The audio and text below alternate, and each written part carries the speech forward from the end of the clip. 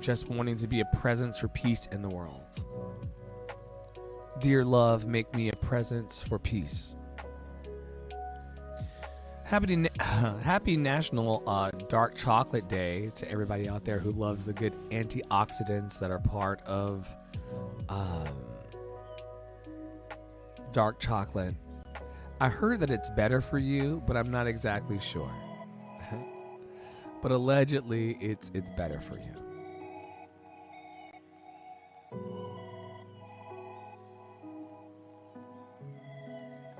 Today's quote of the day: "There's nothing more powerful than not giving a fuck." Amy Schumer. There's nothing more powerful than not giving a fuck. And that's a certain energy, that you have to kind of abide in. This space of, I'm going to do what I feel makes me happy. I'm going to do what lights me up. I'm going to do what makes me come alive. I'm going to do what sets my heart on fire.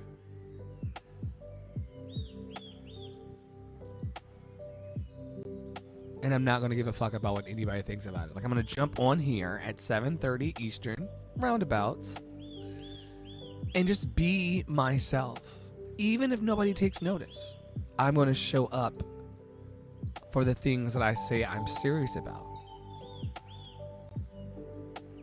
Which leads me to the question of the day. Are you a leader or a follower? I love this so much. Are you a leader or a follower? How do you know? I think it depends on the energy I'm in, but most of these days I feel like I have to be a leader because love isn't necessarily the thing that's leading. Like, if I follow, I feel like it's going to maneuver into chaos or perhaps, I don't know. Yeah, I just feel like if I'm not careful, if I follow too much, I will be following the influencers towards needing to pretend and protect and hide and defend myself against all of these norms in society about how we're supposed to be and behave. So if I follow, the question of the day, I'm taking it from the LCA E-Blast.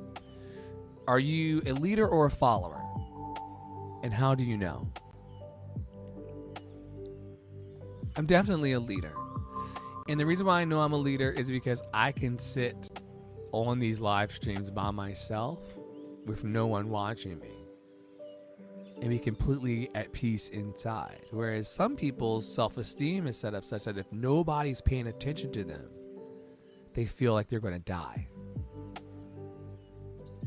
You cannot live your life according to the feedback loop of what's outside you. You have to walk by faith, not by sight.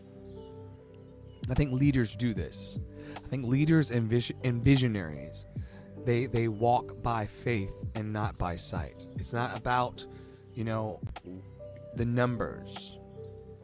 That's the lie. It's about getting what's inside of you outside, so that if for some reason I were to die in my sleep tonight, it's not going off the record. It's going on the record. He was a presence for love with receipts till the very end. And the work that I seek to do is to equip and encourage other people to do the same in their lives. Don't wait on this. Let your light shine. And if you're stuck, which is my new campaign that I'm doing for Love City Creative Services, if you're stuck,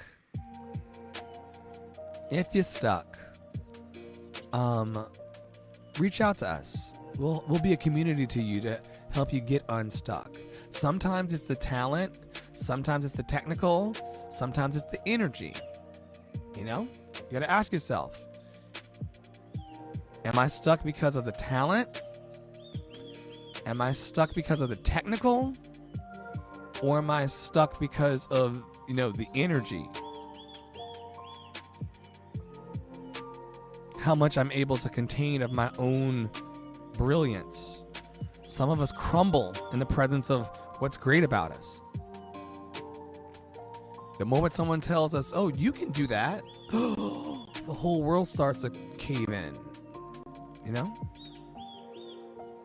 We got to come beyond that too. And we're going to do it. One subscriber and one watcher and one viewer at a time. I'm not really concerned about numbers. I'm concerned about being fully realized.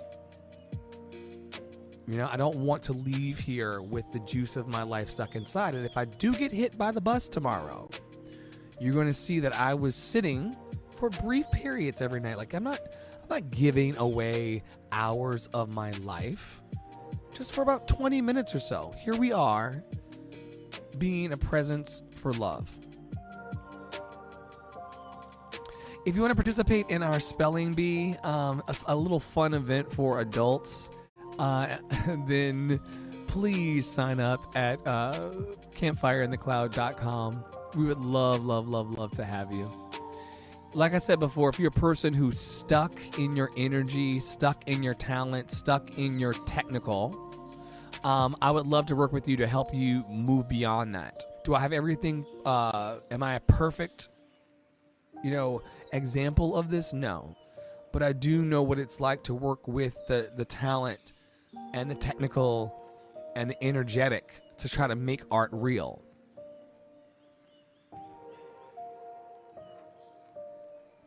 I know what that feels like. Because here I sit as living proof of someone reaching for their dreams. This is not for everybody. This is just for some people. And so if you're under the sound of my voice and you're feeling a little stuck in your energy, you made some New Year's resolutions, and you're like, I just need to get moving. Let's talk about how to get moving. And if you'd like to receive the LCA e-blast and have them come to your daily inbox, just sign up. campfireinthecloud.com. What's happening over here today?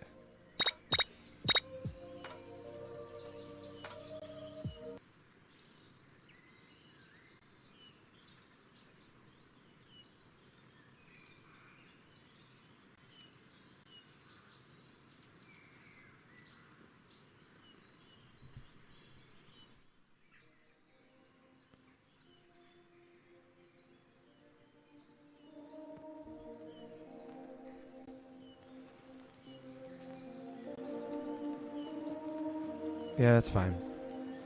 So yeah, if you're looking for a tribe or community of people who want to support you along your creative path, or if you're a person who considers yourself an encourager in the world, and the question that I've been asking myself over the last few weeks is like, who encourages the encouragers? When there are people that just pour out, and they're running their own companies or their brands, or they're singing in their church choirs, or they're working on projects, and like they really are, trying to give a lot to people, but they don't get a lot back. Who's there for them? And so a lot of my programming centers around that, and just making sure that we actualize our dreams here and today. Like, I don't have to wait to have a newsletter to communicate with my people all over the world. I just do it.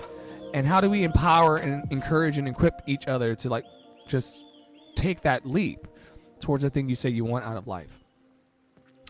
Now's the time in the programming every night where I thank the donors and the partners for their amazing monthly contributions towards my bottom line.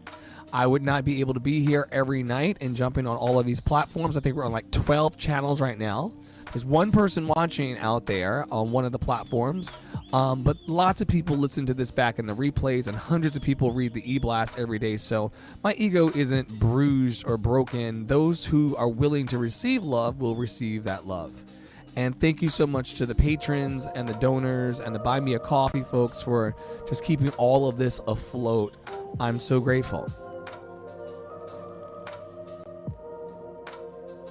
Let's do a passage from Louise tonight before we leave. I gotta move the Cheez-Its off of the the stand in the studio.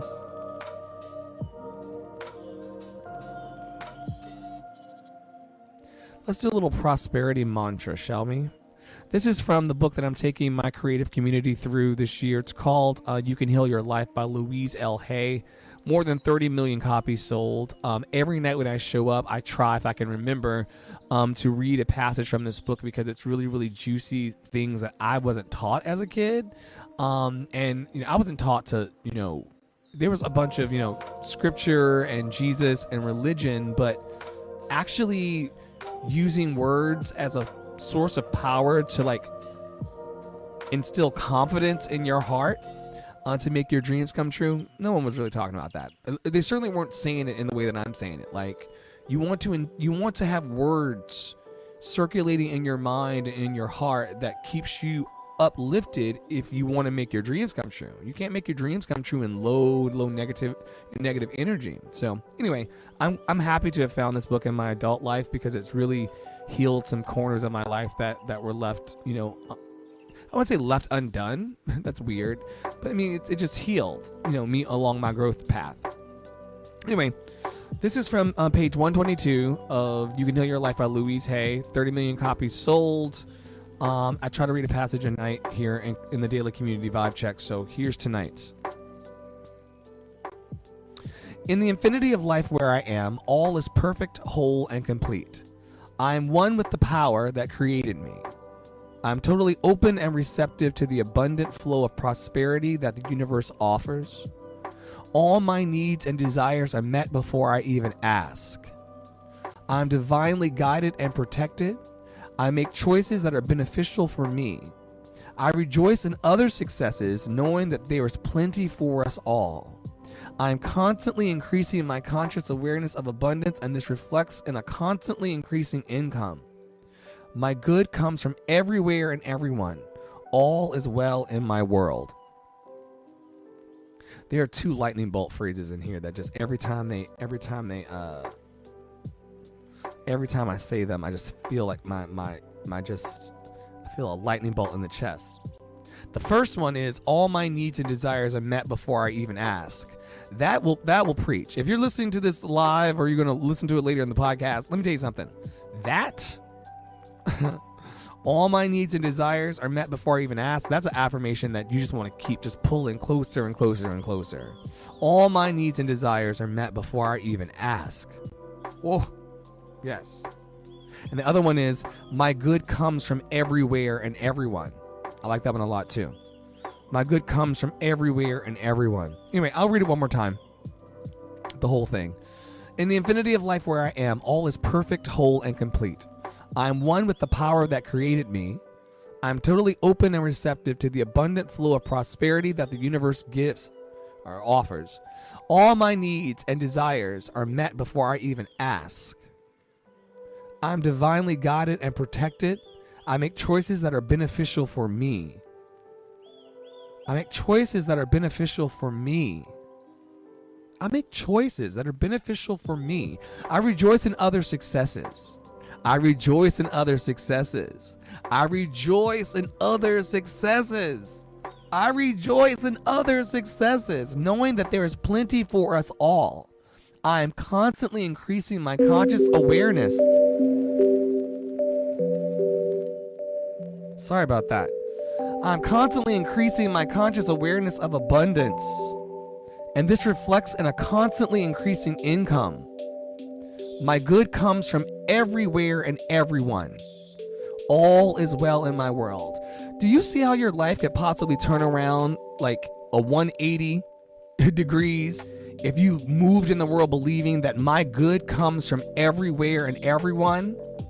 My good comes from everywhere and everyone. This isn't a message for everybody. Some people, they're not into, all of this. This is a lot, right? This is a lot for some people. It's like, well, you mean I'm worthy? You mean I'm whole? You mean I'm complete? Oh, hi, I'm going to have to bring you up. I see you out there in Clubhouse. I love you and thank you for being here. I'm going to have to bring you up on one day when we're doing like an open stage situation. I'm just taping the podcast straight through. But so good to see you. Drop me a DM. I would love to add you to the conversation anytime and just broadcast it. We're on a live stream right now. with the daily community vibe checks. I hope that you are vibing wherever you are. And I hope that you recognize as well, my friend, that, your good is coming from everywhere and everyone. You may not see it with your physical eyes, but how good does it feel inside right now to just recognize that my good comes from everywhere and everyone? It's a good thing. Anyway, I'm Andre in the Flow. I don't stay on these stages very, very long. I just stay long enough to just hopefully lift you up a little bit.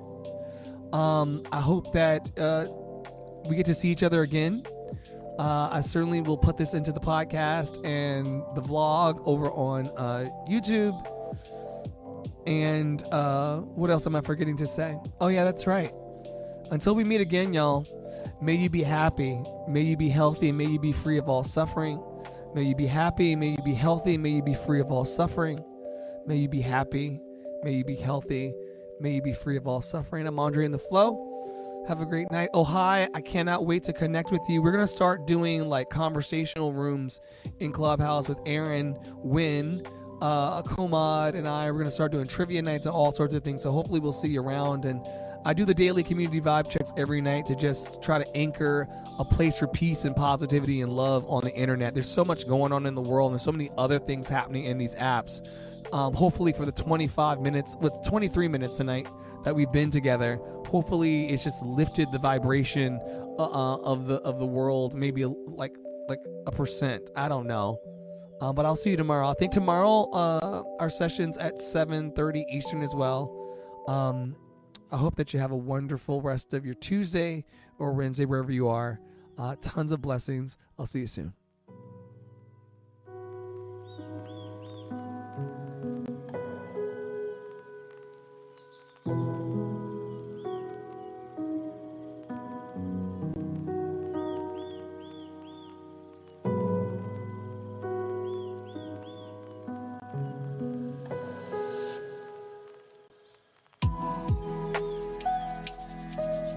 If you're not yet tapped into our community in the Campfire in the Cloud, just go on there. We have a Telegram group that we talk in 24/7 about love and stuff.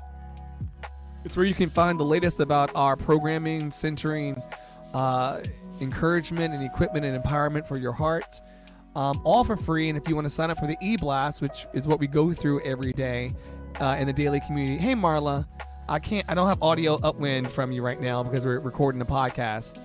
But I love you, Marla Hartfield. So good to see you. I was just thanking our partners a few minutes ago, so it's really, really good to see you tonight.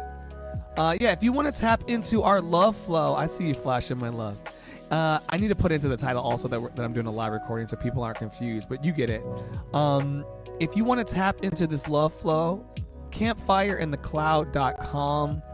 If you want to be part of the e-blast and get the messages that I send out every day with the question of the day and an inspirational quote and the fact that it's Dark Chocolate Day, happy National Dark Chocolate Day to everybody. If you want to tap into this love flow, it's free 99 in all the spaces thanks to our donors and partners, campfireinthecloud.com. Also coming up very, very soon, since Marla's here, I can share with her. We are planning, somebody's planning an adult community spelling bee with cash prizes and awards for people who want to just do their best to spell words like encyclopedia and Britannica. I don't know. We're going to figure it out together. Once I get the 250 adults, because, I'm not going to do this for, peanuts. Once I get, and there's people signed up last night. It's been open, registration's been open for like 24 hours. People have already signed up for this adult spelling because what you going to lose spelling in front of a crowd of people, right? You get the Amazon gift card, you get the awards, you get whatever. It's chill. We need to have more fun in our lives. Registration's now open at campfireinthecloud.com. Think of my energy and space like arts camp for an adult year-round. Someone explained Love City Arts as arts camp for adults year-round. So once I get 250 adults registered to want to come and spell, I'll take this project seriously, and then we'll have an adult spelling bee. I know I'm throwing it I know I'm throwing in cash for the Amazon gift card that's coming through. Could be a good time. We'll see if people are interested. If they're not interested, I'll still be here spreading my nightly doses of love and positivity. But if people are down with the brown and down with the magic and down with the fun, let he or she or they that have an ear, let them hear that love is here and present for you. In 2022, happy February, everybody. To those melanated people out there, happy Black History Month, although we know every month is Black History Month. We're just all trying to get along to continue down this path of love and life. Thanks to Marla for coming to the stage in the last couple minutes of the Daily Community Vibe Check. We love her so much as a member of our community. And just remember, look, love is the greatest power there ever is. We have a limited amount of time left on this planet. How we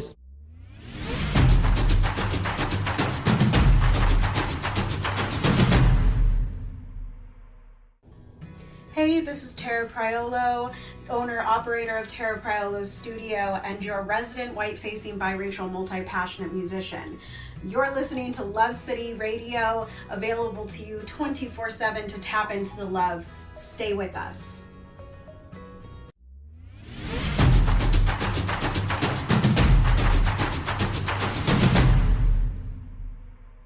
is of great importance. And so I hope that we just continue to just ease into our flow. One moment at a time. I'll see you tomorrow night, 7:30 Eastern, for Daily Community Vibe Check. I'm Andre in the Flow, Chief Love Officer and I guess head camp counselor over at Love City Arts. I'll see you soon.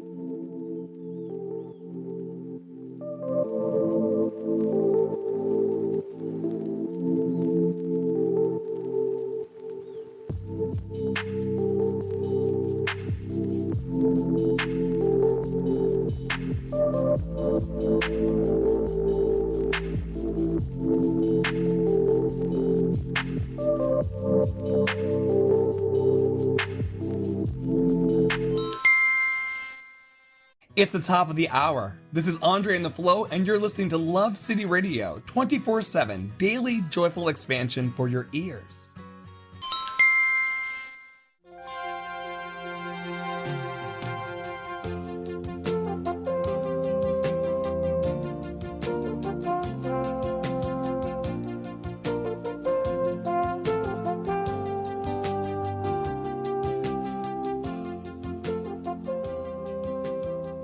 In the year 1843, a man was born who, during his lifetime, was to have a profound effect on millions of people. His name was Russell Herman Conwell. He became a lawyer, then a newspaper editor, and finally a clergyman. Well, one day, a group of boys came to Dr. Conwell at his church and asked him if he would be willing to instruct them in college courses. They wanted a college education, but lacked the money to pay for it. He told them that he'd do all he could, and as the boys left, a thought, an idea began to form in Dr. Conwell's mind. He asked himself, why couldn't there be a fine college for poor but deserving young men? Well, here was a great idea, and he went to work on it at once. Almost single-handedly, Dr. Conwell raised $7 million with which he founded one of the world's leading universities. And he raised the money by giving more than 6,000 lectures all over the country, and in each one of them, he told the story called Acres of Diamonds. The story was the account of an African farmer who heard tales about other settlers who had made millions by discovering diamond mines. And these tales so excited the farmer that he could hardly wait to sell his farm and search for diamonds himself. So he sold his farm and spent the rest of his life wandering the vast African continent, searching unsuccessfully for the gleaming gems which brought such high prices on the markets of the world. Finally, in a fit of despondency, broke and desperate, as I remember the story, he threw himself into a river and drowned. Now, meanwhile, the man who had bought his farm one day found a large and unusual stone in a stream which cut through the property. And the stone turned out to be a great diamond of enormous value. And he then discovered that the farm was covered with them, and it was to become one of the world's richest diamond mines. The first farmer had owned literally acres of diamonds, but had sold them for practically nothing in order to look for them elsewhere. If he'd only taken the time to study and prepare himself, to learn what diamonds looked like in their rough state, and had first thoroughly explored the land he owned, he would have found the millions he sought right on his own property. The thing about this story that so profoundly affected Dr. Conwell and subsequently millions of others was the idea that each of us is, at this moment, standing in the middle of his own acres of diamonds. If we will only have the wisdom and patience to intelligently and effectively explore the work in which we're now engaged, we'll usually find that it contains the riches we seek, whether they be financial or intangible or both. There's nothing more pitiful to my mind than the person who wastes his life running from one thing to another, forever looking for the pot of gold at the end of the rainbow, and never staying with one thing long enough to find it. No matter what your goal may be, perhaps the road to it can be found in the very thing in which you're now engaged. You see, the average man believes some businesses are better than others, instead of realizing the truth that there are no bad businesses. There are just those people who don't know enough to see the opportunities in the work they're in. No matter what our work happens to be, it's our business. We're the manager. If there seems to be no future or opportunity in it, it isn't always because it's not there, but perhaps only because we can't see it. A farmer once poked a tiny pumpkin into an empty jug. The pumpkin grew until it completely filled the jug and could grow no more. When the farmer broke the glass, he had a pumpkin exactly the size and shape of the jug. If we're not careful, each of us can do a similar thing. We can mistakenly poke ourselves into jugs that limit our growth. But it is we who do the poking, not the job, not the company, nor the territory, nor the economy, nor the times. We do it. People who become outstanding at their work are those who see their work as an opportunity for growth and development, and who prepare themselves for the opportunities which surround them every day. Preparation is the key. This means becoming so good, so competent at what we're now doing, we will actually force the opportunities we seek to come our way. It takes imagination, creative imagination, to know that diamonds don't look like diamonds in their rough state, nor does a pile of iron ore look like iron or steel. Great opportunities lurk constantly in every aspect of the work in which we now find ourselves. In order to begin prospecting your acres of diamonds, start to develop a faculty called intelligent objectivity, the ability to stand off and look at your job as a stranger might, a stranger who considers your pasture greener than his own. To do this, start at the beginning. Within the framework of what industry or profession does your job fall? Do you know all you can know about your industry? How did it begin? Why did it begin? Who started it and when? What's your industry's annual dollar volume? How fast has it grown during the past 20 years? What's its projected growth during the next 10 years? In short, start now to become a student of your industry. You'll be amazed at the results.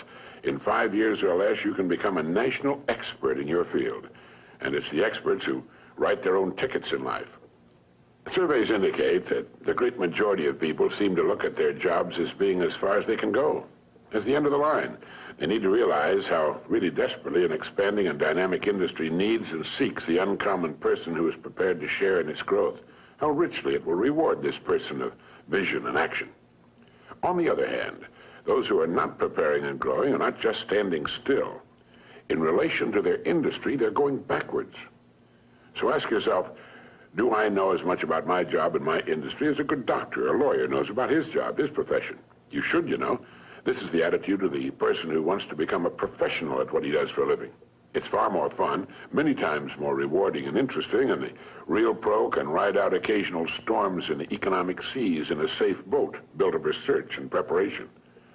In order to become a professional in a world of amateurs, we need to study 3 important subjects. 1, our company and the industry in which it operates. 2, our job and perhaps the next step upward in our career. And 3, we need to study people, since successfully serving and getting along with people will determine our success or failure. These are 3 subjects on which you can gradually build a fine home library. Your bookstore clerk will help you find the right books if you will tell him what you want to know. Frequently, all you need in order to make an enormous improvement is simply a reminder of things you've known but have forgotten. Perhaps this study and research in your job, your industry, and ways of increasing your service to others sounds like a big job. Well, it is. But it's fascinating, and in the long run, it pays tremendous dividends, builds complete security, and it can be accomplished in an hour a day devoted to reading and making permanent notes. Think of ways and means by which you can increase your contribution to your company, your industry, and those whom you serve. You'll begin to notice a wonderful change in your world. For as ye sow, so shall ye reap. This applies just as much to the family as it does to the breadwinner. The minute you adopt this attitude, you've joined the top 5% of the people of the world. You've virtually removed all competition. You're creating rather than competing. You're affecting life rather than just being affected by it. You're becoming a creator and a giver to life instead of just a receiver.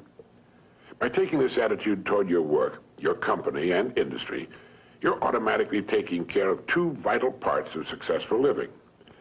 First, you'll find yourself becoming more interested and enthusiastic about your work and its future, and both interest and enthusiasm are contagious. And second, you're building financial security which will last a lifetime.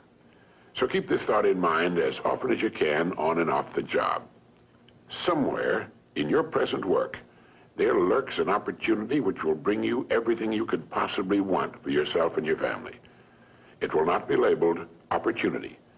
It will be hidden in common, everyday garments, just as was the hairpin with which a man fashioned the first paperclip, or the dirty drinking glass which triggered the paper cup industry.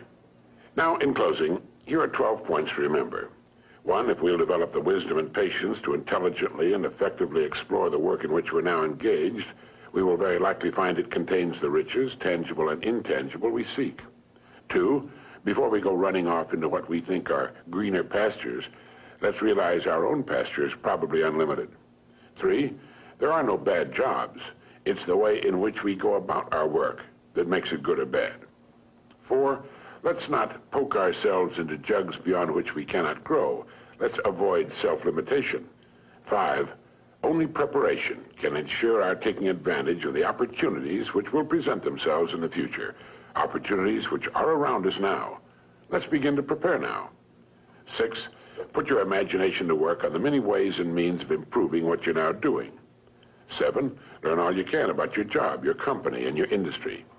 8, since there's no limit to the growth of your industry, it must follow there's similarly no limit to your growth potential within that industry. 9, our dynamic and growing economy needs and will well reward the uncommon person who prepares for a place in its growth. 10, begin to build your library of reference material pertaining to your company, industry, job, and on how to better serve and get along with people. 11, set aside an hour a day for this study and research. 12, remember the story of the acres of diamonds.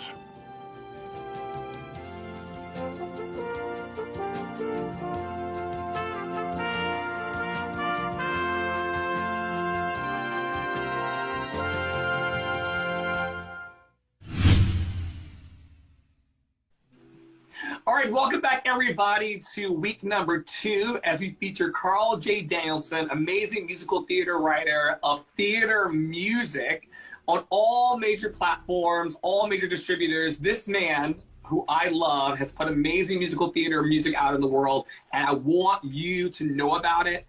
We met years ago in the city, and I've been just so amazed by his magic this whole time. You want to hear more about him and how he got into this project? Go back to episode number 1 where we launch into this bookend to bookend, listen through theater music. We're about to move into track number 2, Let Me Hold Your Pens. Carl, what was the inspiration for this one? Well, this is a musical version of Charles Dickens' David Copperfield, but it's contemporized. All my projects take classic source material and bring them now. And each song in this, I think there's only one D. Copperfield song on the album, but it's all based on an actual line of Dickens. So the line is, "Let me hold your pens." It's the marriage that's starting to fall apart. This D. Copperfield song, the whole project was conceived with the idea that 5 actors play 14 roles, and they adapt the characters to whatever their background is. So if a certain person, say, well, Giselle Giselle Jimenez. She played Nessa Rose in Wicked, for instance, was the singer that Dan Weiner, our spectacular producer and percussionist and drummer, he knew her and thought she would be great for the song. And it didn't really start out this Latin. And I said, well, if that's her thing and she wants to go, you guys make this as Latin as you like. And so Dan also reached out to Manuel Mañeco Ruiz, and he's playing all the trumpet parts. And yeah, she recorded the vocal on her phone. I've never met her. This is amazing. And how did this come into play? Did you just ask and she said yes? Yep. She's a friend of the producer Dan Weiner's.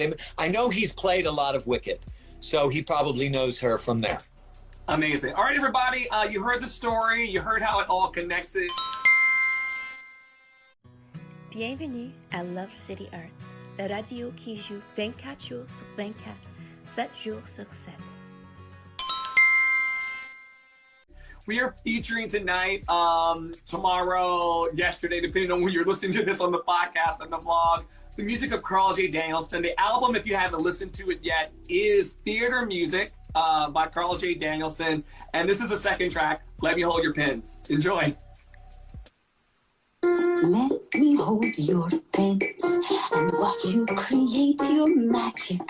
I need something to do with all those hours you spend thinking, dancing, writing. Can't you recommend a spot where I could sit and hold your pens? I won't say a word in the corner. I can touch your genius there. Watch you, hear you, drink you in. Just tell me when to stand on the side. Door I can hide. Come on, you dance around. Promise I won't make a sound. Yeah, I can write things down if that would help, so you don't forget a single thing. Can't we kiss and make amends? Let me hold your pens. Mama.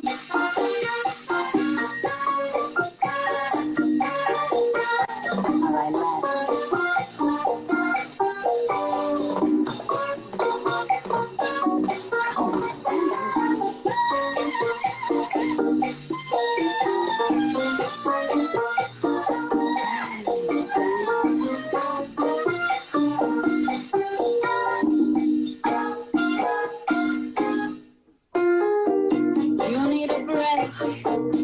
Listen to me for your own sake. I know I'm just a spouse. Don't worry, I'm my head as a mouse. I'm not yet done. I can be your muse. And when you're stuck, give a love to swear. And you'll know exactly how the number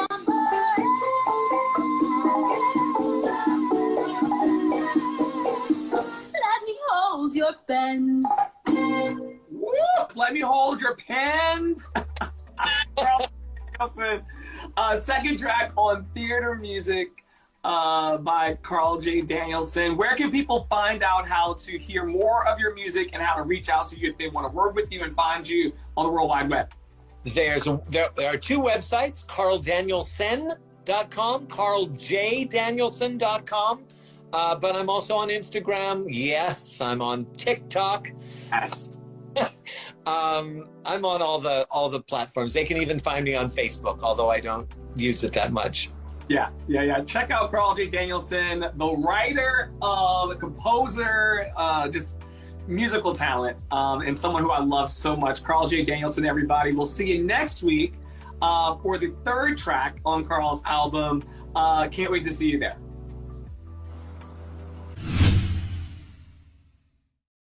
I'd like to tell you about the strangest secret in the world.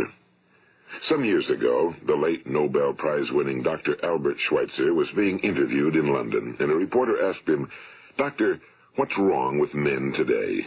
And the great doctor was silent a moment, and then he said, Men simply don't think. It's about this that I want to talk with you. We live today in a golden age. This is an era that man has looked forward to, dreamed of, and worked toward for thousands of years. But since it's here, we pretty well take it for granted. We in America are particularly fortunate to live in the richest land that ever existed on the face of the earth, a land of abundant opportunity for everyone. But do you know what happens? Well, let's take 100 men who start even at the age of 25. Do you have any idea what will happen to those men by the time they're 65?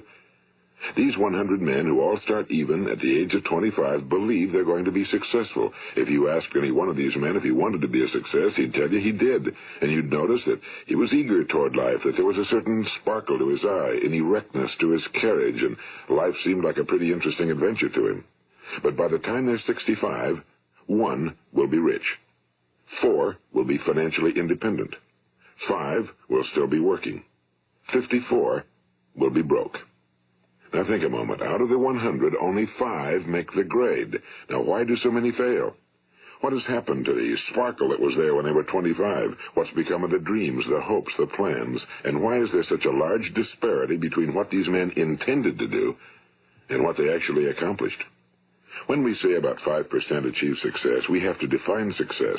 And here's the best definition I've ever been able to find. Success is the progressive realization of a worthy ideal. If a man is working toward a predetermined goal and knows where he's going, that man is a success. If he's not doing that, he's a failure. Success is the progressive realization of a worthy ideal. Rollo May, the distinguished psychiatrist, wrote a wonderful book called Man's Search for Himself. And in this book he says, the opposite of courage in our society is not cowardice. It is conformity. And there you have the trouble today. It's conformity, people acting like everyone else without knowing why, without knowing where they're going. Now think of it. In America right now, there are over 18 million people 65 years of age and older. And most of them are broke. They're dependent on someone else for life's necessities.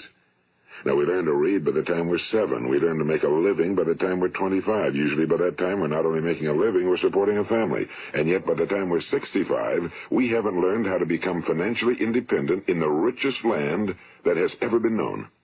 Why? We conform.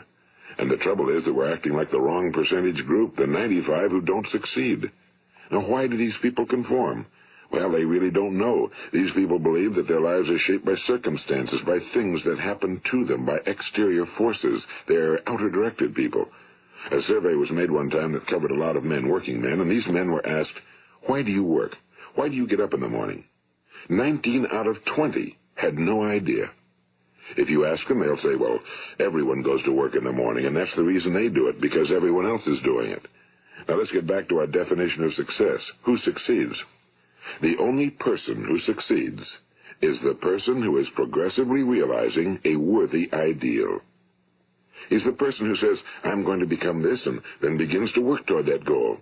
I'll tell you who the successful people are. A success is the school teacher who's teaching school because that's what he or she wants to do. The success is the woman who's a wife and mother because she wanted to become a wife and mother and is doing a good job of it. The success is the man who runs the corner gas station because that was his dream. That's what he wanted to do. The success is the successful salesman who wants to become a top-notch salesman and grow and build with his organization. A success is anyone who is doing deliberately a predetermined job because that's what he decided to do deliberately. But only 1 out of 20 does that.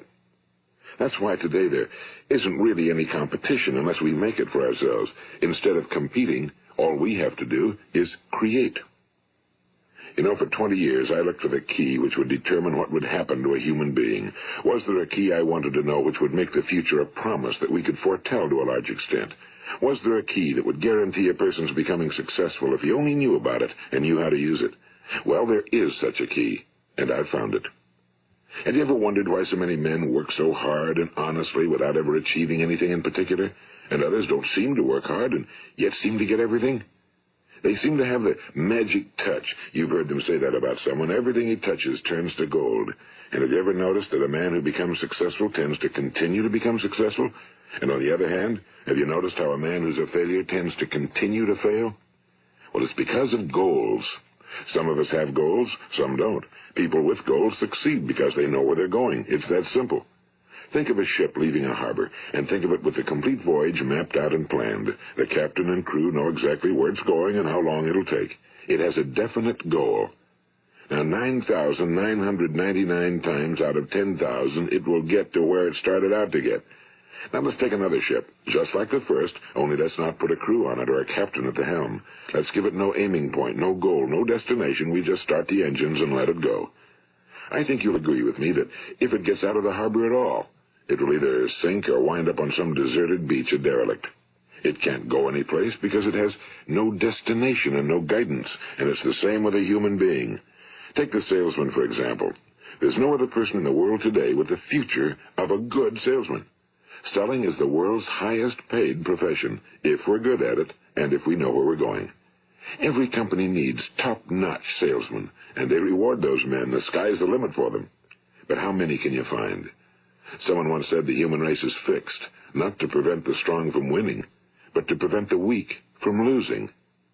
The American economy today can be likened to a convoy in time of war. The entire economy is slowed down to protect its weakest link, just as the convoy had to go at the speed that would permit its slowest vessel to remain in formation. That's why it's so easy to make a living today. It takes no particular brains or talent to make a living and support a family today. So we have a plateau of so-called security, if that's what a person's looking for. But we do have to decide how high above this plateau we want to aim. Now let's get back to the strangest secret in the world, the story that I wanted to tell you today. Why do men with goals succeed in life and men without them fail? Well, let me tell you something which, if you really understand it, will alter your life immediately. If you understand completely what I'm going to tell you from this moment on, your life will never be the same again. You will suddenly find that good luck just seems to be attracted to you. The things you want just seem to fall in line, and from now on you won't have the problems, the worries, the gnawing lump of anxiety that perhaps you've experienced before. Doubt, fear, well, they'll be things of the past. Here's the key to success and the key to failure. We become what we think about. Now let me say that again. We become what we think about. Throughout all history, the great wise men and teachers, philosophers and prophets have disagreed with one another on many different things. It's only on this one point that they are in complete and unanimous agreement. Listen to what Marcus Aurelius, the great Roman emperor, said. A man's life is what his thoughts make of it. Disraeli said this, everything comes if a man will only wait. I've brought myself by long meditation to the conviction that a human being with a settled purpose must accomplish it, and that nothing can resist a will that will stake even existence for its fulfillment. Ralph Waldo Emerson said this, a man is what he thinks about all day long. William James said, the greatest discovery of my generation is that human beings can alter their lives by altering their attitudes of mind. And he also said, we need only in cold blood act as if the thing in question were real, and it will become infallibly real by growing into such a connection with our life that it will become real. It will become so knit with habit and emotion that our interest in it will be those which characterize belief. And he also said, if you only care enough for a result, you will almost certainly attain it. If you wish to be rich, you will be rich. If you wish to be learned, you will be learned. If you wish to be good, you will be good. Only you must then really wish these things and wish them exclusively, and not wish at the same time 100 other incompatible things just as strongly. In the Bible, you read in Mark 9:23, if thou canst believe, all things are possible to him that believeth. My old friend Dr. Norman Vincent Peale put it this way, this is one of the greatest laws in the universe. Fervently do I wish I had discovered it as a very young man.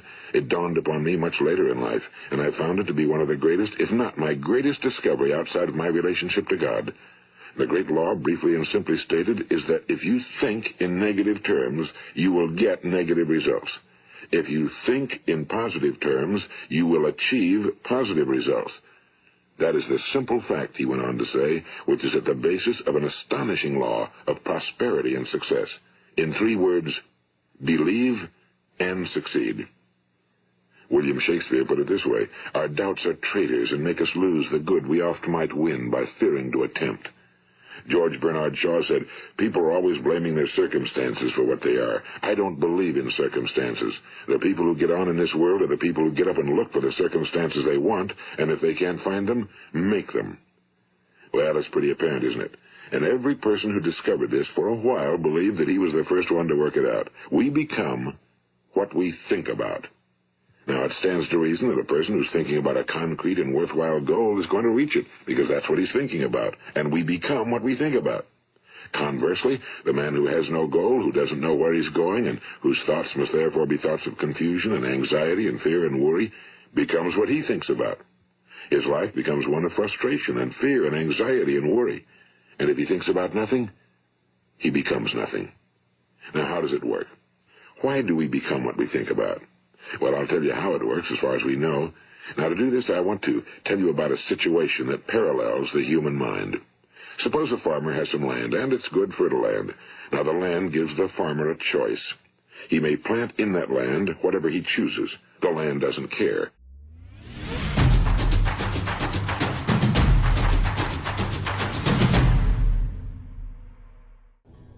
Hey, this is Tara Priolo, owner-operator of Tara Priolo's studio and your resident white-facing biracial multi-passionate musician. You're listening to Love City Radio, available to you 24/7 to tap into the love. Stay with us.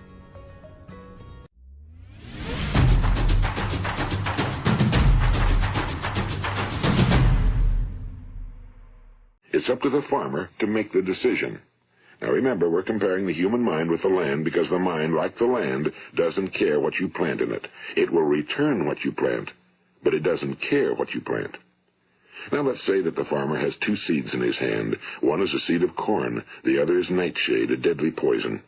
He digs two little holes in the earth and he plants both seeds, one corn, the other nightshade. He covers up the holes, waters, and takes care of the land, and what will happen? Invariably, the land will return what's planted. As it's written in the Bible, as ye sow, so shall ye reap. Now remember, the land doesn't care. It'll return poison in just as wonderful abundance as it will corn. So up come the two plants, one corn, one poison. Now the human mind is far more fertile, far more incredible and mysterious than the land, but it works the same way. It doesn't care what we plant. Success, failure.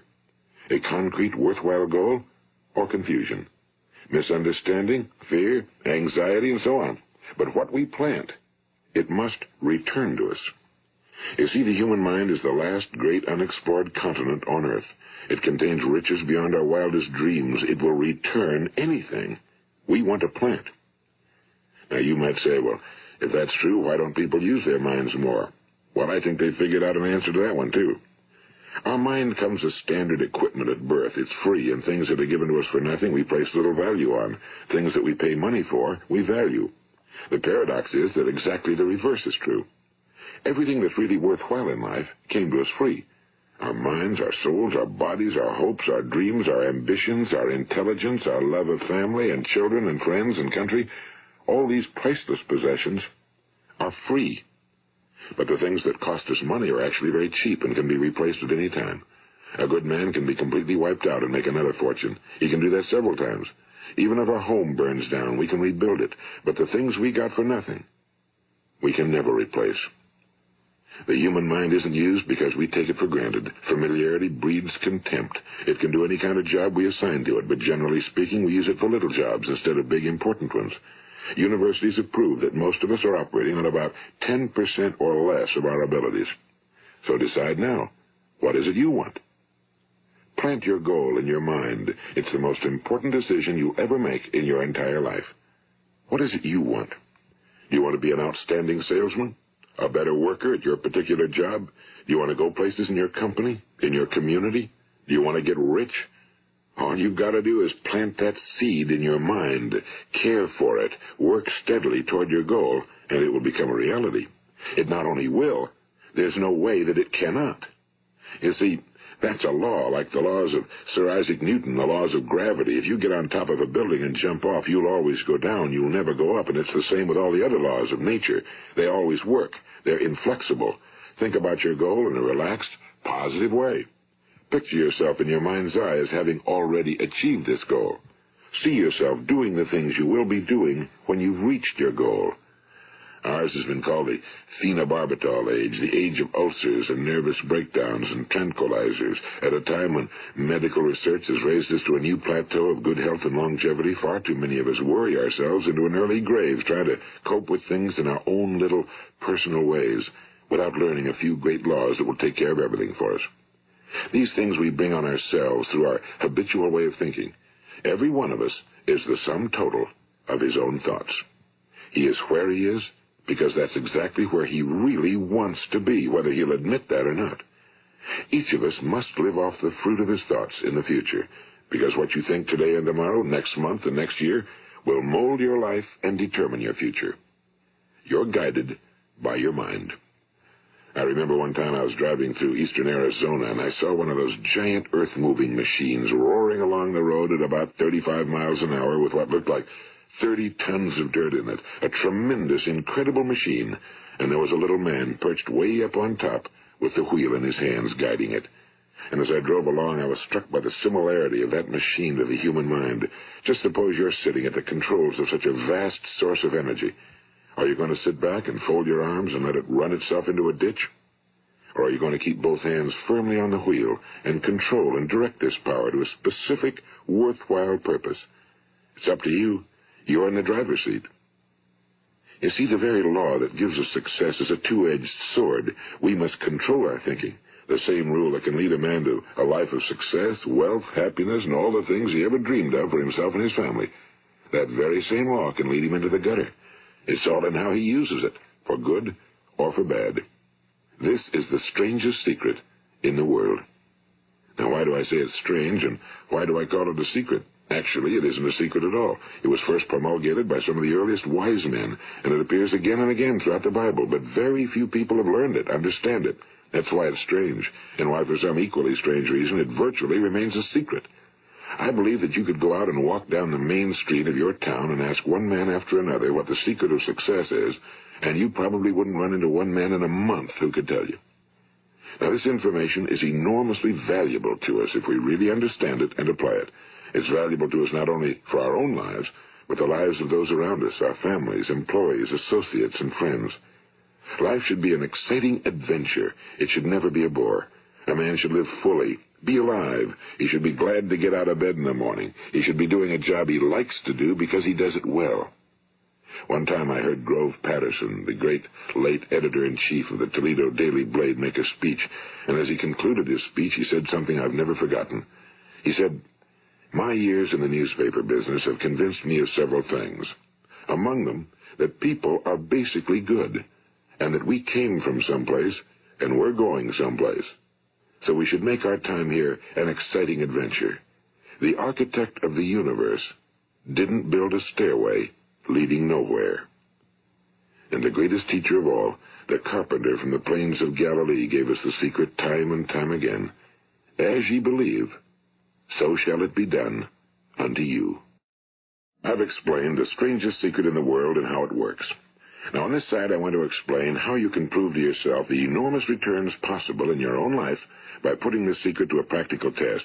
I want you to make a test that will last 30 days. It isn't going to be easy, but if you'll give it a good try, it will completely change your life for the better. Now, back in the 17th century, Sir Isaac Newton, the English mathematician and natural philosopher, gave us some natural laws of physics which apply as much to human beings as they do to the movement of bodies in the universe. And one of these laws is that for every action, there is an equal and opposite reaction. Simply stated, as it applies to you and me, it means we can achieve nothing without paying the price. The results of your 30-day experiment will be in direct proportion to the effort you put forth. To be a doctor, you must pay the price of long years of difficult study. To be successful in selling, and remember that each of us succeeds to the extent of his ability to sell. Selling our families on our ideas, selling education in schools, selling our children on the advantages of living the good and honest life, selling our associates and employees on the importance of being exceptional people. To, of course, the profession of selling itself. But to be successful in selling our way to the good life, we must be willing to pay the price. Now, what is that price? Well, it's many things. First, it's understanding emotionally, as well as intellectually, that we literally become what we think about, that we must control our thoughts if we're to control our lives. It's understanding fully that as ye sow, so shall ye reap. Second, it's cutting away all fetters from the mind and permitting it to soar as it was divinely designed to do. It's the realization that your limitations are self-imposed and that the opportunities for you today are enormous beyond belief. It's rising above narrow-minded pettiness and prejudice. And third, it's using all your courage to force yourself to think positively on your own problem, to set a definite and clearly defined goal for yourself, to let your marvelous mind think about your goal from all possible angles, to let your imagination speculate freely upon many different possible solutions, to refuse to believe that there are any circumstances sufficiently strong to defeat you in the accomplishment of your purpose, to act promptly and decisively when your course is clear, and to keep constantly aware of the fact that you are, at this moment, standing in the middle of your own acres of diamonds, as Russell Conwell used to point out. And fourth, save at least 10% of every dollar you earn. It's also remembering that no matter what your present job, it has enormous possibilities, if you're willing to pay the price. Now let's just go over the important points in the price each of us must pay to achieve the wonderful life that can be ours. It is, of course, worth any price. 1. You will become what you think about. 2. Remember the word imagination and let your mind begin to soar. 3. Courage. Concentrate on your goal every day. 4. Save 10% of what you earn. And 5. Action.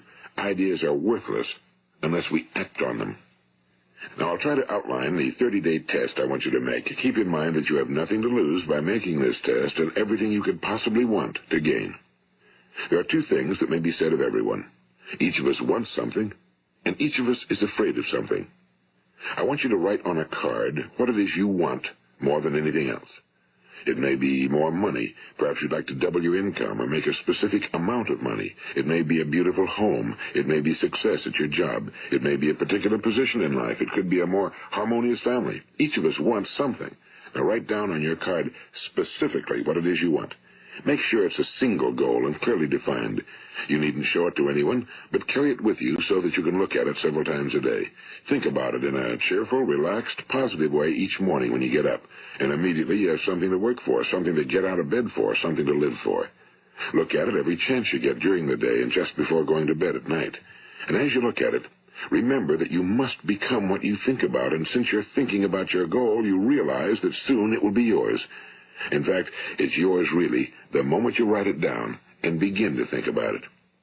Look at the abundance all around you as you go about your daily business. You have as much right to this abundance as any other living creature. It's yours for the asking. Now we come to the difficult part. Difficult because it means the formation of what is probably a brand new habit, and new habits are not easily formed. Once formed, however, it will follow you for the rest of your life. Stop thinking about what it is you fear. Each time a fearful or negative thought comes into your consciousness, replace it with a mental picture of your positive and worthwhile goal. And there will come times when you'll feel like giving up. It's easier for a human being to think negatively than positively. That's why only 5% are successful. You must begin now to place yourself in that group. For 30 days, you must take control of your mind. It will think about only what you permit it to think about. Each day for this 30-day test, do more than you have to do. In addition to maintaining a cheerful, positive outlook, give of yourself more than you've ever done before. Do this knowing that your returns in life must be in direct proportion to what you give. The moment you decide on a goal to work toward, you're immediately a successful person. You are then in that rare and successful category of people who know where they're going. Out of every 100 people, you belong to the top 5. Don't concern yourself too much with how you're going to achieve your goal. Leave that completely to a power greater than yourself. All you have to do is know where you're going. The answers will come to you of their own accord and at the right time. Remember these words from the Sermon on the Mount, and remember them well. Keep them constantly before you this month of your test. Ask, and it shall be given you. Seek, and ye shall find. Knock, and it shall be opened unto you.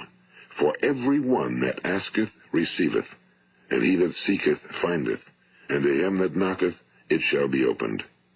It's as marvelous and as simple as that. In fact, it's so simple that in our seemingly complicated world, it's difficult for an adult to understand that all he needs is a purpose and faith. For 30 days, do your very best. If you're a salesman, go at it as you've never done before, not in a hectic fashion, but with the calm, cheerful assurance that time well spent will give you the abundance in return you deserve and want. If you're a homemaker, devote your 30-day test to completely giving of yourself without thinking about receiving anything in return, and you'll be amazed at the difference it makes in your life. No matter what your job, do it as you've never done it before for 30 days. And if you've kept your goal before you every day, you'll wonder and marvel at this new life you've found. Dorothea Brand, the outstanding editor and writer, discovered it for herself and tells about it in her fine book, Wake Up and Live. Her entire philosophy is reduced to the words, act as though it were impossible to fail. She made her own test with sincerity and faith, and her entire life was changed to one of overwhelming success. Now, you make your test for 30 full days. Don't start your test until you've made up your mind to stick with it. You see, by being persistent, you're demonstrating faith. Persistence is simply another word for faith. If you didn't have faith, you'd never persist. If you should fail during your first 30 days, by that I mean suddenly find yourself overwhelmed by negative thoughts, you've got to start over again from that point and go 30 more days. Gradually, your new habit will form until you find yourself one of that wonderful minority to whom virtually nothing is impossible. And don't forget the card. It's vitally important as you begin this new way of living. On one side of the card, write your goal, whatever it may be. On the other side, write the words we've quoted from the Sermon on the Mount. Ask, and it shall be given you. Seek, and ye shall find. Knock, and it shall be opened unto you. Nothing great was ever accomplished without inspiration. See that during these crucial first 30 days, your own inspiration is kept at a peak. And above all, don't worry. Worry brings fear, and fear is crippling. The only thing that can cause you to worry during your test is trying to do it all yourself. Know that all you have to do is hold your goal before you. Everything else will take care of itself. Remember also to keep calm and cheerful. Don't let petty things annoy you and get you off course. Now, since making this test is difficult, some will say, why should I bother? Well, look at the alternative. No one wants to be a failure. No one really wants to be a mediocre individual. No one wants a life constantly filled with worry and fear and frustration. Therefore, remember that you must reap that which you sow. If you sow negative thoughts, your life will be filled with negative things. If you sow positive thoughts, your life will be cheerful, successful, and positive. Now, gradually, you'll have a tendency to forget what you've heard on this recording. Play it often. Keep reminding yourself of what you must do to form this new habit. Gather your whole family around at regular intervals and listen to what's been said here. You know, most men will tell you that they want to make money without understanding the law. The only people who make money work in a mint. The rest of us must earn money. This is what causes those who keep looking for something for nothing or a free ride to fail in life. The only way to earn money is by providing people with services or products which are needed and useful. We exchange our time and our product or service for the other man's money. Therefore, the law is that our financial return will be in direct proportion to our service. Now, success is not the result of making money. Making money is the result of success, and success is in direct proportion to our service. Most people have this law backwards. They believe that you're successful if you earn a lot of money. The truth is that you can only earn money after you're successful. It's like the story of the man who sat in front of the stove and said to it, give me heat, and then I'll add the wood. How many men and women do you know, or do you suppose there are today, who take the same attitude toward life? There are millions. We've got to put the fuel in before we can expect heat. Likewise, we've got to be of service first before we can expect money. Don't concern yourself with the money. Be of service, build, work, dream, create. Do this, and you'll find there's no limit to the prosperity and abundance that will come to you. Prosperity, you know, is founded upon a law of mutual exchange. Any person who contributes to prosperity must prosper in turn himself. Sometimes the return will not come from those you serve, but it must come to you from someplace, because that's the law. For every action, there is an equal and opposite reaction. As you go daily through your 30-day test period, remember that your success will always be measured by the quality and quantity of service you render, and money is a yardstick for measuring this service. No man can get rich himself unless he enriches others. Now, there are no exceptions to a law. You can drive down any street in America and from your car estimate the service that's being rendered by the people living on that street. Had you ever thought of this yardstick before? It's interesting. Some, like ministers and priests and other devoted people, measure their returns in the realm of the spiritual, but again, their returns are equal to their service. Once this law is fully understood, any thinking person can tell his own fortune. If he wants more, he must be of more service to those from whom he receives his return. If he wants less, he has only to reduce his service. This is the price you must pay for what you want. If you believe you can enrich yourself by deluding others, you can end only by deluding yourself. It may take some time, but just as surely as you breathe, you'll get back what you put out. Don't ever make the mistake of thinking you can avert this. It's impossible. The prisons and the streets where the lonely walk are filled with people who tried to make new laws just for themselves. We may avoid the laws of man for a while, but there are greater laws that cannot be broken. An outstanding medical doctor recently pointed out 6 steps that will help you realize success. 1. Set yourself a definite goal. 2. Quit running yourself down. 3. Stop thinking of all the reasons why you cannot be successful and instead think of all the reasons why you can. 4. Trace your attitudes back through your childhood and try to discover where you first got the idea you couldn't be successful, if that's the way you've been thinking. 5. Change the image you have of yourself by writing out a description of the person you would like to be. And 6. Act the part of the successful person you have decided to become. The doctor who wrote those words is a noted West Coast psychiatrist, Dr. David Harold Fink. Do what the experts since the dawn of recorded history have told you must do. Pay the price by becoming the person you want to become. It's not nearly as difficult as living unsuccessfully. Make your 30-day test, then repeat it again, and each time it will become more a part of you until you'll wonder how you could ever have lived any other way.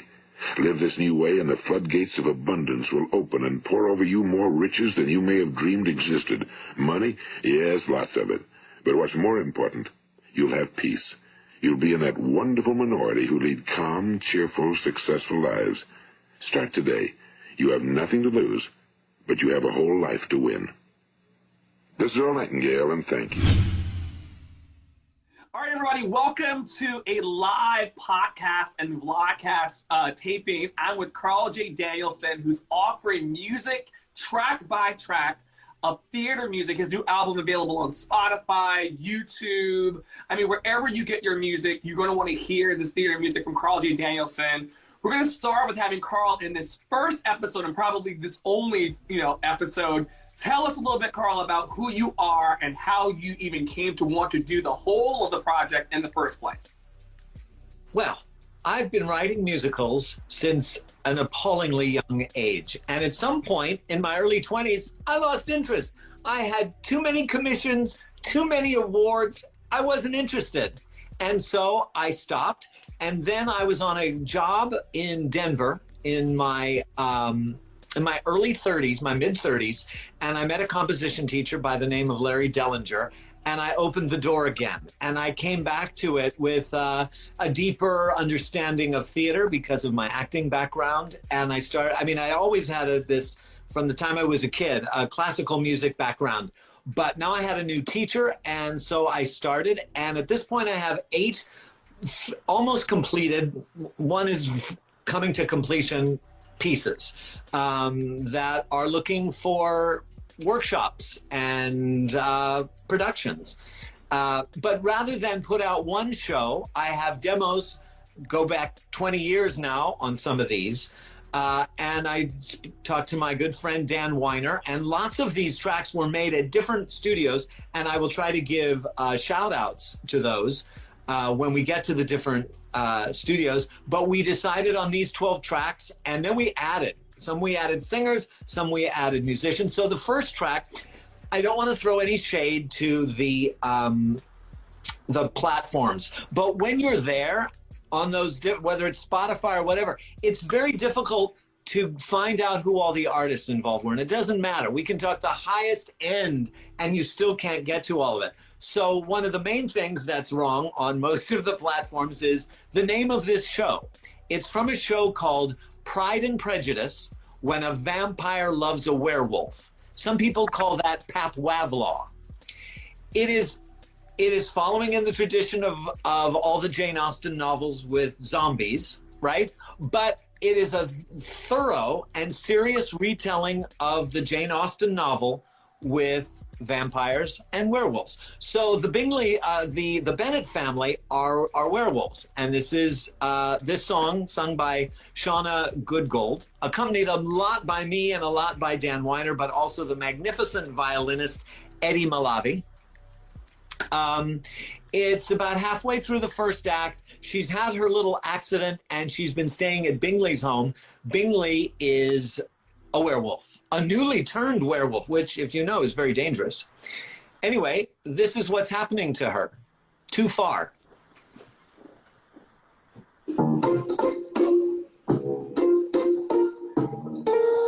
I've fallen too far. I can't find my way back from hell. He's somewhere up on earth and I'm at the bottom of a deep dark well. I'm not sure he likes me. There's something there, but I don't know. It's probably just my wild imagination, wishing it was so. Give in to love is what they all say, until you realize you've lost yourself along the way. Gods of love, Pan and Eros give a sign. Aphrodite, Venus, will you be mine? Wish upon some star. I've fallen too far. At least I can tell that I'm gone. My brain says I should stop this madness and not just let the pain drag on. Does he even like me? I mean, like me that way, you know. I think he does, but what if he's just lonely or can't tell me to go? Give it to love, is that the best plan? Is this the one guy or is he just one more pretty man? Gods of love, Pan and Eros lead the way. Aphrodite, Venus, is this guy gay? Wish upon some star. I mean, this is nice. Nice is fine. Love is different. Love is what I'm looking for. How long does it take till you know this feels different? I want this and then some more. Then some more. Give me more.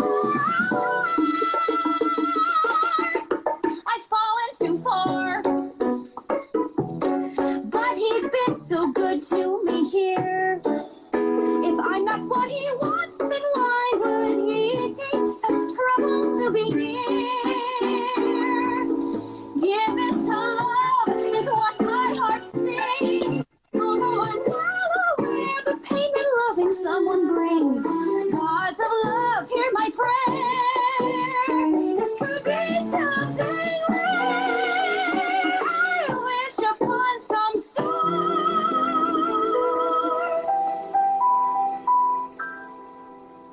And dare to fall.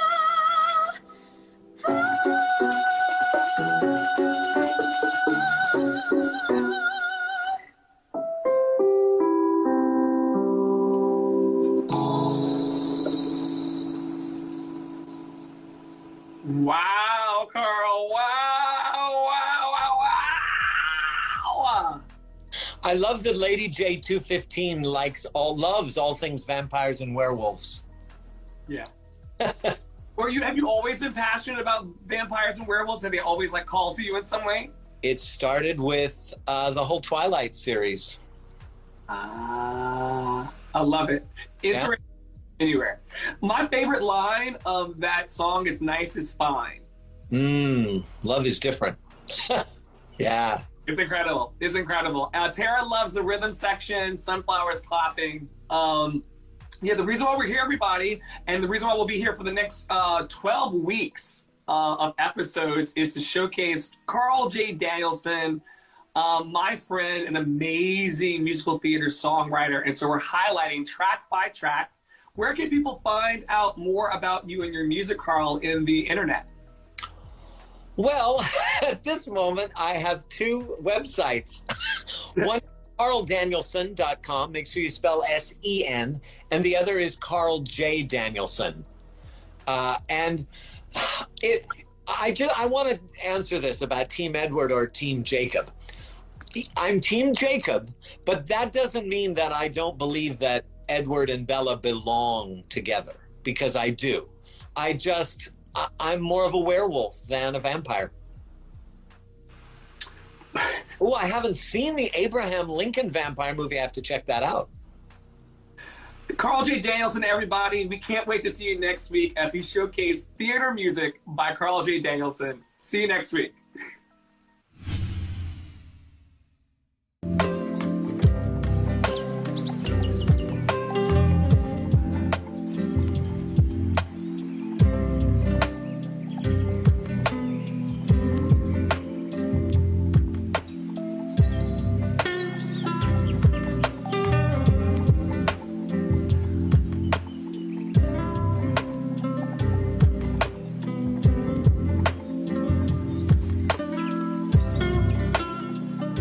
Oh, yeah.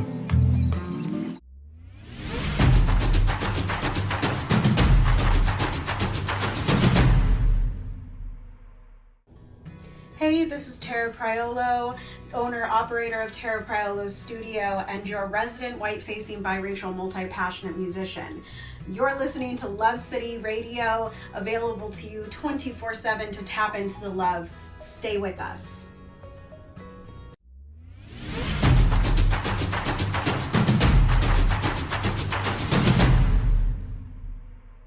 All right, El Michelle McCrae. El Michelle, you're in the house. Hey, El Michelle, good to see you. Welcome to my community vibe check.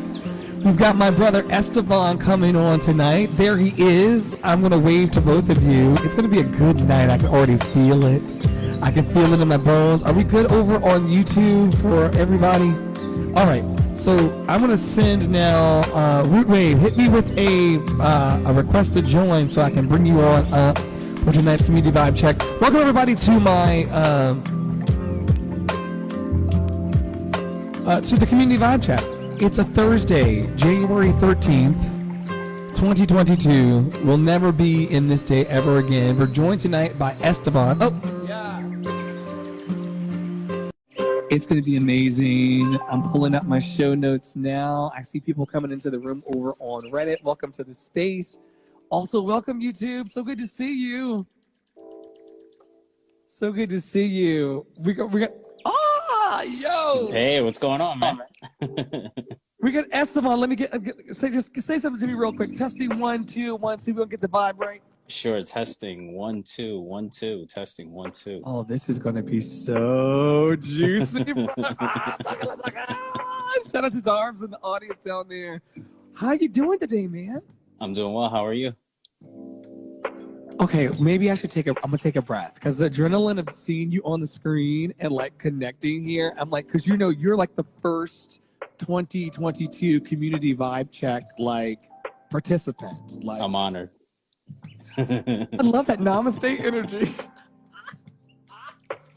Yeah, you're the first. My theme for this year is joyful expansion. So I was like, how can we connect with more people? How can we network more lights together? I know that the world is very doom and gloom outside, my brother, but like Right. I want joyful expansion. I want joyful expansion in my heart. Mm-hmm. And so I reached out to you and I was like, yo, you want to talk about what's expanding in your life joyfully in the midst of chaos and everything going, topsy-turvy, left, right, center. And you said yes. So I'm so Yes. glad you're here. I appreciate it. Thank you very much. Oh my And God. I love the vibe. It's awesome. Can you hear the music and everything? Like Hell yeah, it's great. Listen, we decided that in 2022 we weren't going to try to fake the funk. Right. Shout out to Mexi down there and all. It's me, Nicole Marie. I'm gonna wave to y'all real quick. We were gonna try to come out the gate. I ended 2021 with COVID, stuck in the house for a full quarantine, brother. And so I just kind of came out with just, arm just going for 2022. Anyway, introduce yourselves to the people. Let them know over on Reddit and YouTube who we're talking to today and what kind of magic you bring to the world. And then I'm going to hit you with all of the questions, these random questions that I have over here for you. Sure. So my name is Esteban Condi. You can find me at therootwave.com or on Instagram at therootwave. Basically, what I do is digital marketing, online branding, content creation. Basically, I'm a business and creative consultant. And even on my own channel, The Root Wave, I have a YouTube channel where I've done about 35 interviews with people to explore, business, art, music. So I'm really into really connecting people and really understanding them a lot more. Okay, so is this the thing that lights you up in the world? Because my first question is always, what lights you up? Is the creative process the thing? Hey, Shane Marie, the artist, so good to see another creative in the space. Is this the thing that lights you up? Oh, well, yeah. I mean, if it wasn't for my self-expression or even trying to figure out what my creativity was, I feel like I wouldn't be here today. So I really appreciate that I grew with my creativity and I'm still growing. And I love it. It's game changer. When did you step into your creativity? Like, I remember the moment in my Baptist church as a child when I stepped into that moment of oh, wow, the way I sing really moves people in a certain way. When was that moment for you, Esteban, when you felt I have an impact here with my creativity in the world? When was that moment for you? Well, I'm going to give you a brief history about myself, but I was always creative as I was young. When I was younger, I was the lead role in 2 or 3 plays. I played the saxophone in front of everyone, and I was color guard, sang the Star Spangled Banner. I did all of that. I didn't know that meant creativity. I didn't know that meant expression. It wasn't until years later when I decided I wanted to quit my corporate job that I was let's try to be creative again. When I was 15, from 15 to 18, I did a music production, just making beats and stuff like that. So I realized I'm you know what, I'm not happy if I'm not creative, but I don't know if I'm still creative. So I want to say it was late 2000 or early 2018 where I had the epiphany of I really want to be creative and just started doing things that, made my creativity come out. I'm also very big into business. So what I decided to do was kind of bridge the gap between both of them. And now I have a career in it. So I'm doing all right. I love it. Now, we have a wonderful saxophonist in the audience, a professional saxophonist, El Michelle, who I know from the Clubhouse app. I'm not sure. Do you dive in any of the Clubhouse spaces or anything like that? No, I haven't yet. But it's a whole different ecosystem of it is, right? Sharing. It's like a podcast, but it's ongoing. It's a lot. But there was resonance there about the saxophone. Can you say a little more about your saxophone playing or back in the day? Oh, well, it was in middle school. I did it for about 2 years, but for some reason I was just the better of everyone. So anytime we had some type of, I don't know, some type of presentation to do, that I was always in the front center, playing. I love it. Not afraid to share your light with people. We can't. Right. Okay. So this was a question from last night's community vibe check. We got Quasi was here yesterday in the comments, and he was talking about it. Now I'm gonna delve in and out of heavy parts of your work and your creativity, and then into the the mundane stuff. Do you squeeze the toothpaste tube or do you roll it? If it's full, because if it's empty, I'm gonna roll it. But if it's full, I get sloppy and I squeeze it. Okay. So when you're pulling the toothpaste, are you feeling comfortable enough and vulnerable enough, because this is a safe space? Are you feeling? Yeah. We got 16 people listening in and people listening all over the globe. Okay. What type of toothpaste do you use, Esteban of The Root Wave? By the way, I'm talking to Esteban of The Root Wave over on Instagram, what do you call it? A renaissance man when it comes to creativity and expression. He wants to help you, fill in the blank for me. You want to help people express themselves through their imagination. I love it. And so what kind of toothpaste do you use? Oh man, I don't know. I gotta ask the wife, but I think it's Colgate. I think. It's got with the stripes in it, or do you stripes or no stripes? Yeah, it does have like 2 or 3 colors going on. It's probably Colgate. Okay, great. And if you're pulling it fresh out the box, you are squeezing it from the side. Yeah, it's probably because I'm impatient, but I feel like maybe because creative people are also sometimes a little bit like hasty. I don't know. That's just my theory. I wouldn't say all of them, but maybe some of them. There's a follow-up from yesterday's question. What's the advantage to your method? If you had to teach your method of toothpaste removal to people, welcome Teaching Liberty to the space. So good to see you. I'll give you a wave. If you had to teach your method of squeezing toothpaste to people, what would your process be, and what would be the advantages? We'll go back to the other questions in a second about your brand and your business and your gift to the world that we all know that you're going to give. But what would be your method and advantage? This is such a detailed question. It's so specific. I don't know. I never really thought about it. It's just the one thing that you're really teaching me right now with this question is that I need to be a little more present in the moments, even those little moments where I'm like trying to brush my teeth. So wow. I appreciate that. Would you be present right now? And we'll go through it together because you're my guest host. By the way, we're joined by the Root Wave tonight over on Instagram. To everybody over on Reddit and also YouTube that are catching all of this love flow. We're joined by Esteban from the Root Wave over on Instagram, and he is going to guest host with me right now tonight's Community Vibe Check because it'll be over in like the next 10 minutes or so. Esteban, it comes at you fast, right? Right. And let us know in the comments if you want to tonight, because we're about to step into today's question of the day. But if you want to let us know, I see El Michelle is going down. The toothpaste thing got me. Let us know down there in the comments. There's another question on deck. Are you a toilet paper over or toilet paper under kind of person? From El Michelle. Over 100%. Over. Me too. Yeah, I'm totally an over person. I don't want to have to like. In my hour of need, I don't want to have to go searching for the answers. I need the answers to be apparent. Hallelujah. I like that. All right. So for those of you who are on my email list, shameless plug for the email list, the Love City Arts e-blast, which you're going to see Esteban and I's interview and session together in the Community Vibe Check. You're going to see that in tomorrow's e-blast and the next few days of e-blast to just boost up a brother and love and put all of his @mentions, all of his Instagrams and Cash Apps on my email because I believe in people. If you got it today, though, you'll know that today is Happy National Sticker Day. It's not. Do you do Snickers? Do you do Snickers? Do you do? I do Snickers. First of all, do you do Snickers? Definitely. Do you do Snickers with the almonds? I mean, there'd have to be no regular Snickers, but when is there not regular Snickers? You know, when is there not? That's a whole different episode of the podcast. It's fine. That's a whole different. That's a whole different episode. A whole different question. Okay. Do you do stickers? Do you believe in stickers? Did you believe in stickers as a child? Was it something that was like you do? Yeah. I mean, I definitely agree with stickers. I love how people now, creative people, are using the stickers as like guerrilla marketing, you know, where they're just sticking them everywhere. So, you know, it's actually fun walking through New York City and seeing like a pole that has like 1 million stickers on it and it's just taking like 30 seconds to look at them. And, like, you know, what is that?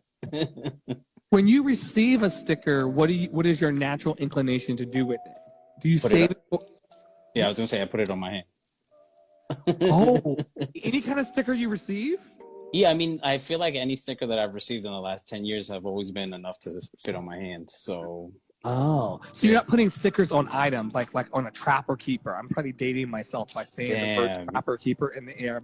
Yeah. Well, no, that's my era too. So I remember the Trapper Keeper days, like the more stickers you had, you know, you had the, you know, you had it. You had the swag. It was a swag. It was a swag. And so were you putting stickers on your Trapper Keeper or are they going in your hands and then going? No. If we're talking about Trapper Keeper, you got to put them on the Trapper Keeper. Okay. Yeah. All right. So now we know Esteban. Esteban had no clue what he was stepping into with the Community Vibe Checks.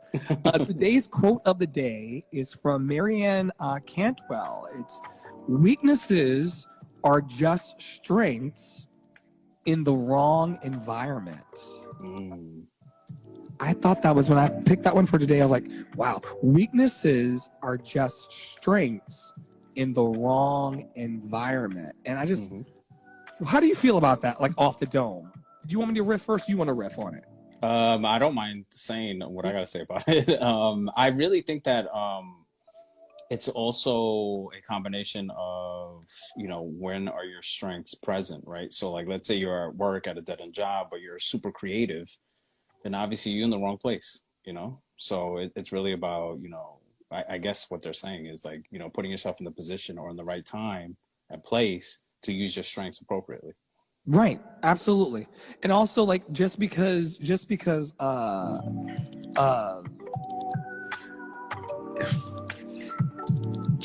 think that you're weak in a certain area, like that's only attributed to the fact that you're not in the right environment. Like, a lot of people will downplay themselves.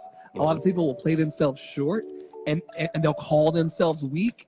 You're not necessarily weak. You just may be in the wrong environment. You may not be in a space that can flourish and nourish you. And that's what I pull from that today. Like, I'm like, yo, like, we all want to be, Esteban wants to be, I want to be, everybody watching, everybody's going to catch us the replay. We all want to be in a space where we're going to be nurtured and be celebrated and not tolerated for who we are. And you don't let these people, make you feel weak if you're in the wrong environment. And there's a lot of people that are going to listen to this podcast later and going to pick this up in their ears or watch it later. Like, yo, they're feeling really, really bad, or they're feeling really weak about their present circumstance or where they are as far as a work situation. And Bienvenue à Love City Arts, la radio qui joue 24 jours sur 24, 7 jours sur 7. And the facts are, you may not be in a state of weakness. You may be in a state of strength, just surrounded by the wrong people and the wrong environment and the wrong energies. And I know you know what that feels like.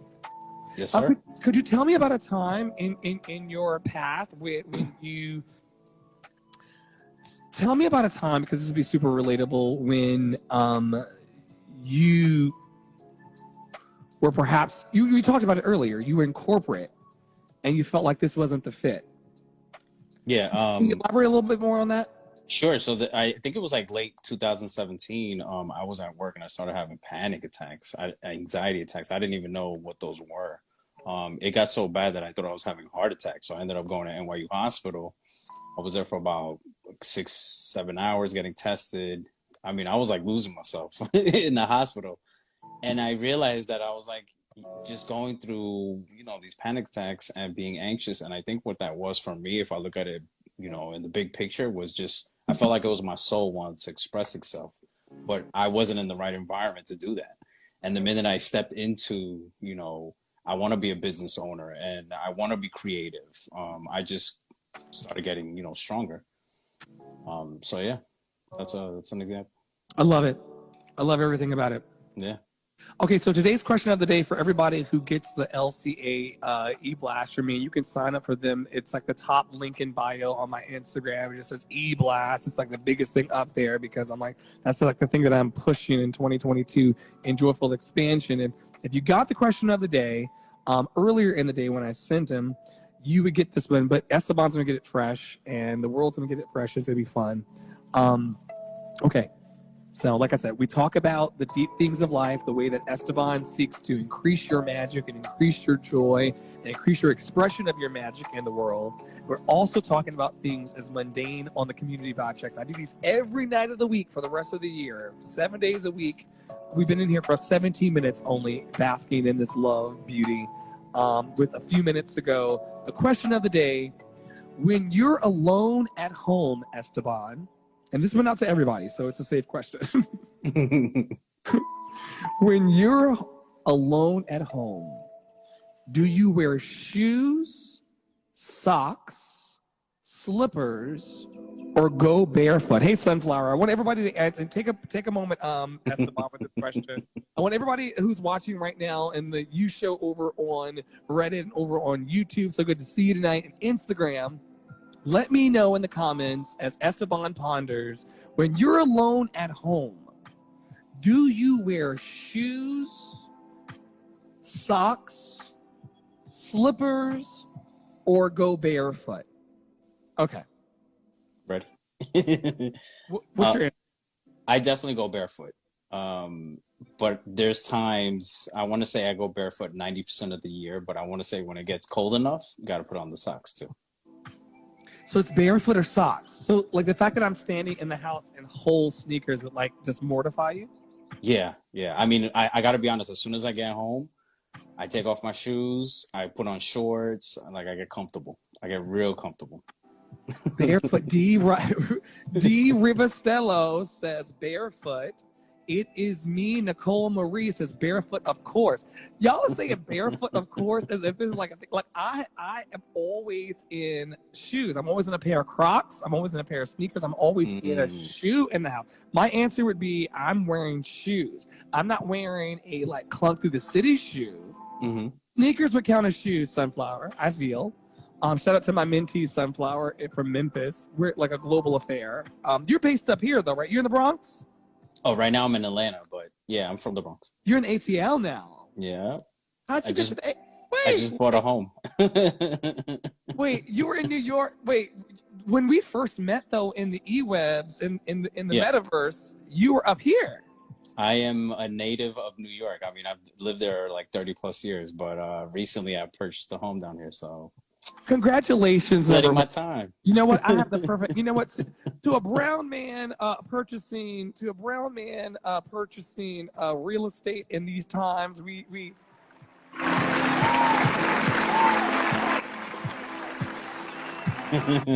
oh yes. We celebrate the excellence. Oh yeah. Take your bow. Oh yes. Oh yes. Doing what's best for you. Oh yes. Oh yes.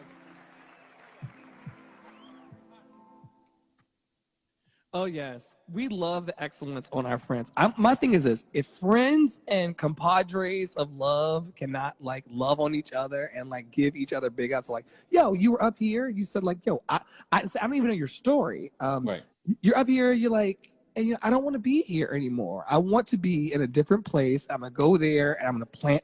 And you did it. And that's what the applause are. The applause are not just like Dumbledore claps of like what have you.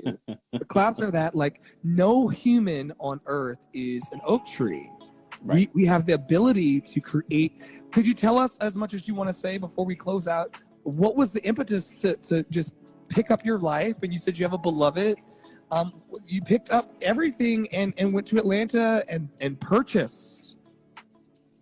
Well, it's been a ride in our relationship, number one. So this was just a peak where we needed to be, right? Where we needed to solidify our family. We have children. But at the same time, we wanted to give them a better life. And unfortunately, the amount of money that we make in New York City isn't enough homes, but we can get even better stuff, and our money goes a longer way down here. I also have family down here, so it was easier to transition down here, but it just, for us to try to buy an $800,000 or $1 million home in New York, it would take us forever, and we don't have forever, so we're trying to just build a legacy, and this was the way to do it. I love the building of a legacy. I'll always build a legacy. It's so important. So important. I used to be in Atlanta, down Peachtree and Piedmont Park and all that area. I was a flight attendant in a former life. And so in my 20s, I lived in Atlanta. And Atlanta has many stories that I shall not share. That's another episode. Yeah. I'm not going to share. I'm not going to share that on here. Anyway,